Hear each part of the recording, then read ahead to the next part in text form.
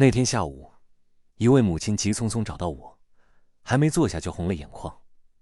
她说女儿烧了3天，咳嗽咳得整晚睡不着，小脸通红，去医院看了也不见明显好转。她声音发颤地问我：“孙师傅，您帮我看看，孩子这病什么时候能好？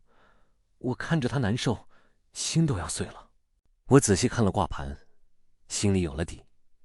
我直接告诉他：“别慌，孩子这病看着凶险，但卦象显示没有大碍。这是风寒入肺，导致反复发烧咳嗽，病根在肺和喉咙，所以咳嗽会特别厉害，甚至可能喉咙痛得说不出话。”他连连点头，说症状完全对得上。我接着说：“好消息是，孩子自身元气旺，能扛过去，退烧会快，大概3天左右。但这咳嗽会拖得久一点，会有一个反复加重的过程。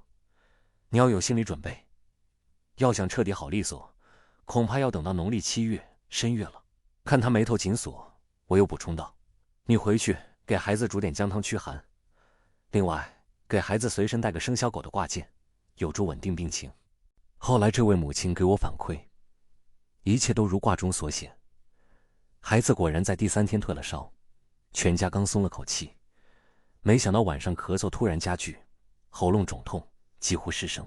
这个过程虽然煎熬，但因为有了我的提前预警，他心里反而踏实了，知道这是病程的一部分，没有过度慌乱。他坚持给孩子喝姜汤，也带上了小狗挂件。孩子的病情虽然反复，但总体在向好发展，最终在8月底，也就是农历7月左右，彻底康复，活蹦乱跳了。他特别感谢，说要不是提前知道病程会反复，那几天孩子咳得最凶的时候，他可能急得又要跑医院折腾了。为人父母，孩子生病比自己生病还难受。卦象就像一张病情发展的路线图，能让我们看清过程，稳住心神，做出最恰当的应对。如果你也正为孩子或家人的健康忧心，看不清前路，可以私信我起一卦。别忘了点个赞订阅，愿你跟家人都能平安顺遂，无病无灾。